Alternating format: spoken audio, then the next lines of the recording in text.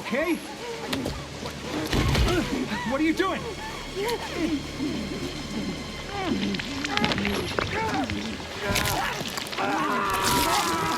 Yo, this game is so fucking crazy. Yo, imagine if that was you getting bit your fucking nose off by a whole random ass lady, bro. Yo, I would dead as be so mad at the world right now, bro. Anyways, bro. Today I want to talk about Resident Evil 9's writing inconsistencies. Because there are some moments where the writing is really good and some moments where the writing doesn't make really much sense with the characters going on. So to address this problem, let's start at the beginning of the story and work our way into the end of the story to explain some of these writing inconsistencies in Resident Evil 9. Now, I do want to put a little disclaimer here. I actually do like the game's writing and the game's story. I'm not shitting on it. I just want to point out some inconsistencies with it. So before you go typing in the comments saying that, oh, you just hate the story, I'm just pointing out the inconsistencies. It's really not that deep. Enjoy the video. So the scene starts in an FBI office. We see this random bald guy just walking towards a cubicle and calling out Grace, a name. Then he repeats Grace Ashcroft one more time. Grace is like, yes, sir, my office. And you know, reasonably, Grace is thinking, fuck, I'm getting fired tonight. I'm gonna be kinda homeless tonight. At the office, Grace is like, yo, please, yo, Mr. Boss, I need this shit, bro. Like, I'm kinda homeless. Like, please don't fire me. He's like, hold up. I'm gonna need you to calm down. We just found some dead body, like some Logan Paul shit. So I'm gonna need you to go investigate that shit at some sketchy ass hotel that is probably not haunted. Grace was like, oh hell no, that's the same place where my mom was slammed out. He's like, yes, Grace, that is the place where your mother was slammed out 8 years ago. Look, I'm gonna ignore all of the rules of the FBI, not sending you with a squad, no personal bodyguard, not just you by yourself. We have to move game's plot. So, are you in for Uncle Sam? Oh, hell nah. Man, fuck you, and fuck your PTSD, and fuck your mom.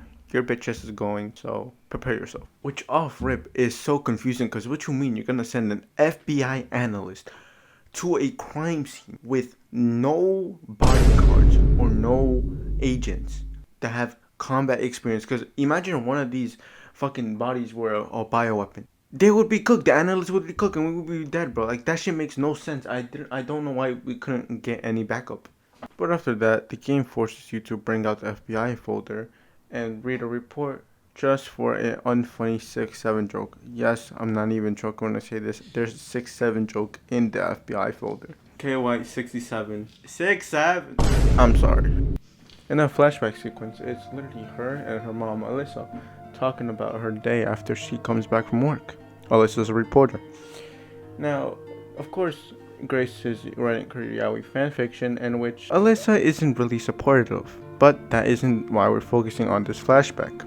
During this flashback, Alyssa and Grace encounter a random mad dude, and this random mad dude kills the hotel manager, in which Alyssa obviously is gonna put down like 5 rounds into the dude, right? Well, it doesn't make any sense, alright? Ladies and gentlemen, this woman is a Raccoon City survivor, right? Alyssa, right? She is a reporter that exposed the Umbrella Corporation was behind the Raccoon City incident. Also, when the guy was attacking, half of his face was showing, which is very integral, right? Because she could see that his face was discolored, alright? It had the same pale look that the T virus infection had on other patients. So you would think a Raccoon City survivor wouldn't notice that off first glance. And third of all, the man did not speak anything, and she didn't even check on the dude's body. Now, why you may be asking this is so confusing? It's because the same dude ends up coming back in a room where Grace and Alyssa are hiding for the time being and kills Alyssa by beheading her.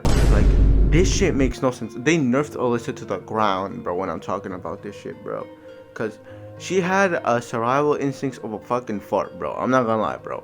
And she didn't suspect that she was she suspected that they were coming after her, right? And she didn't think bioweapons were gonna be involved. Like, hello? This shit makes no sense. Me personally, if I was directing this scene, I would have literally said, yo, let's have like a little tiny outbreak in the hotel, right? Maybe like 4 or 5 zombies, right? But you know, since this is like the strain virus of the T virus, you know, they all have their own personalities and whatnot, right? Let's make them have like a hotel manager that's angry all the time. The assassin that came in as well, maybe even like the chef. I know we're using stuff, but like it's hard for me to work here. Maybe the security guard instead of the chef, right? And let's make them have that. Alyssa takes down the assassin, right, like she does, right? But it alerts the other 3 of them, right? And they go into the same room, right? But they're breaking through the door, and like the only way out is a little crawl space, right? And like a broken wall or something, right? And obviously Alyssa has to go back so she could stop it, so Grace could escape, right?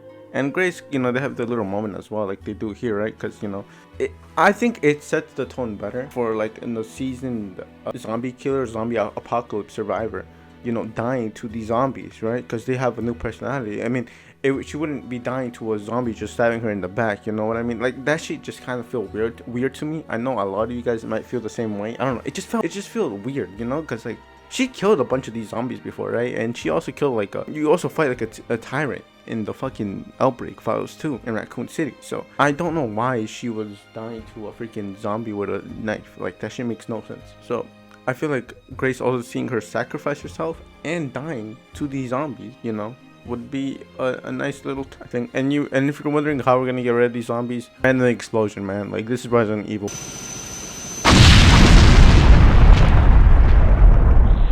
To the next scene that doesn't make any sense. We literally have Victor and Grace talking, right? And after they start talking for a bit, Victor's obviously gonna try and kidnap Grace once again. Now here's what my issue is, alright? So we all know that Victor has military gear visors, right? He effectively has night vision, could do all that red. I'm not sure what the red shit is called, but I'm sure it's like something like scanning type shit, right? Think about anything the military does with their headgear, Victor has it, right?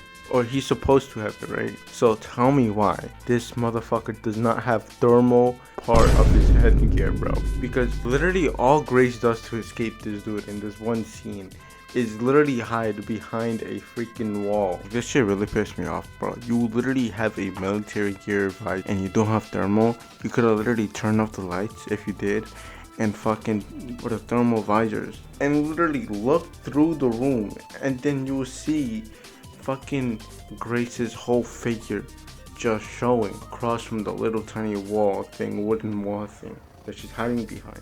And you would have catch her. There was no need for you going out of the door looking for her. There was no need for that. This shit makes no sense. Why did Capcom give him a military style visor or a headgear, right? And did not give him a thermal visor, bro. Like that shit makes no sense. Like imagine that. That's why I just wanted to point out this scene, because it was like, what the fuck? He has night vision. He has this scanny thing that he did on Leon, but he doesn't have a thermal vision. Are we dead at? The final scene of this is gonna be literally when we kill Emily, right, as Leon, right? So we know we kill Emily, right? And I wanna know, in your guys' playthrough, did you guys shoot Emily in the heart or in the head? Raise your hand if you did so. I'll give you guys 5 seconds. Okay, the 5 seconds are up. Now, if you said yes, congratulations, you literally did the right thing, bro. And if you said no, your aim pretty much fucking sucks, right? Because at that moment in time, we all thought Emily was a lost cause, right? Emily was finna die. So, the best thing to do is just put her out of her misery, bro. We don't need another BOW causing Resident Evil 10, alright? So, tell me why, at the end of the game, Leon says, Grace, I didn't hit any other ride. Are we fucking dead ass, bro? Yo, this is a new BOW. Matter of fact, this is a child BOW. And you're talking about not hitting any of her vitals. Motherfucker, I remember shooting at her heart, bro. That's what I remember, right? Maybe a lot of you guys were shooting her in the heart or in the head. How is that not any of her vitals? The fuck? Yo, Leon, I love you, bro, buddy. But like, this shit is weird. This shit is weird. This shit makes no sense. How does this Capcom? How does this make sense? You know what I would have preferred? Yo, Grace, my partner Sherry just sent out a team to save Emily. She's gonna be alright. And they actually save her. I have no problem with Emily being saved. I have no problem with that. I just have a problem with Leon saying, oh yeah, Grace, I missed any of her vitals. She's gonna be alright. Like, no, you didn't. Shut the fuck up, bro. I remember shooting her in the heart like 5 times, bro. Like, this shit is ridiculous. It is ridiculous. Yo, like, that just, dude, that just ruins that moment for me. You know that just ruins the Emily death for me, bro. Cause I was like really fucking sad when Emily died, bro. I was like, damn, Emily, literally the one that helped us get away from the fucking care center, is fucking dead, bro. She's literally an MVP of this game. But you know what? I'll let it slide. Because at the end of the day, Emily gets to live and Grace adopted her, which is a big W in my book. And yeah, ladies and gentlemen, that is why some of the writing in Resident Evil 9 is pretty inconsistent in my opinion. I just showed you guys some of the examples. Honestly, I was gonna have more, but like they made more sense the more I went through them. So I was like, you know what, let me just do these ones because these ones make absolutely no sense. Do you guys enjoy the video or dislike the video? Let me know down in the comments down below. Also, I do want to mention, yes, this was the long ass video I was planning to make. This video took so many forms. I'm sorry guys, I couldn't get this out earlier.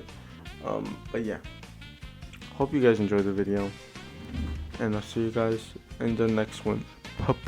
Peace. Can we get much higher? So high.